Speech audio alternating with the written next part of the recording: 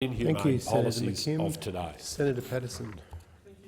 Acting Deputy President, I welcome the opportunity to participate in this debate today, and I thank the Greens and Senator McKim for moving this motion. It's funny in a way that the government is very happy to talk about this issue, and the Greens are very happy to talk about this issue. We're happy to talk about this issue because we've got a record that we are proud of, and I'll come to that in a moment. The Greens are happy to talk about this issue because, although I don't share it and although I think it's a bit strange, they've got a very sincere and deeply held belief on this issue, and they've been prosecuting their point of view on this issue consistently for many years to come. What I've left out there, of course, is the Labor Party.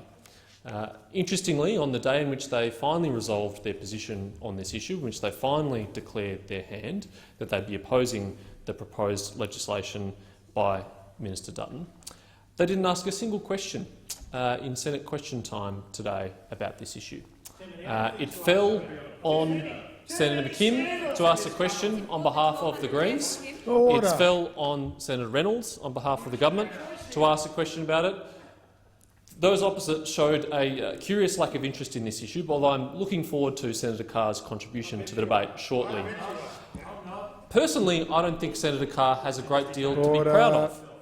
Senator Carr was part of a government which, at the encouragement in part of the Greens, presided over one of the greatest public policy failures in the 21st century. I think there will be an apology by a future Australian Prime Minister, as Senator McKim says, but it will not be for the strong border protection policies that this government has implemented, nor the strong border protection policies that John Howard and his government implemented, both of which saved lives. It will in fact be the border protection or lack thereof policies that prevailed between 2007 and 2013, which wreaked a trail of human havoc for 6 years and misery, and for which those opposite have still not been held responsible, but which they should bear great shame for. This is their record. In 2007, when they came to government, they were warned, do not weaken John Howard's successful, strong border protection policies. If you do, there will be serious consequences. Opposition Leader Nelson, Opposition Leader Turnbull and Opposition Leader Abbott all pleaded with various iterations of that government to not further water down and weaken John Howard's successful border protection policies. They did not follow that advice. They ignored that advice. And the result of ignoring that advice was over 6 years, 50,000 illegal maritime arrivals came on 800 boats. Over 8,000 children were placed into detention. We know of at least 1,200 deaths that occurred at sea, although there may be more.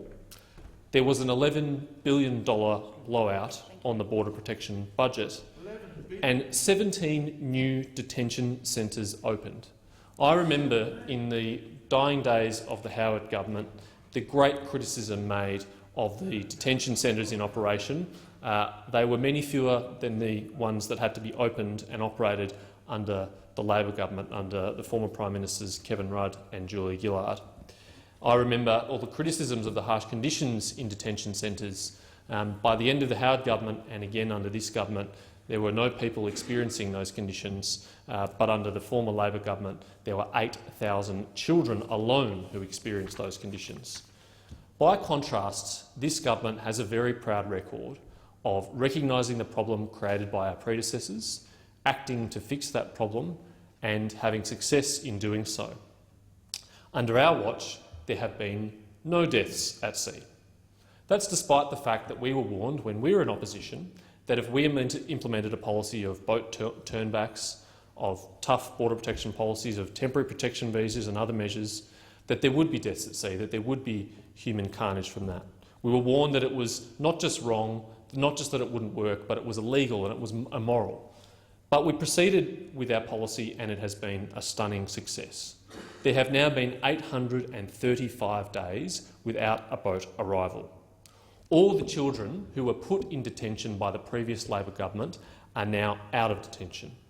The 17 detention centres that were opened under their watch have now been closed. And our humanitarian intake is to be increased from 13,750 to 18,750 by 2018-19.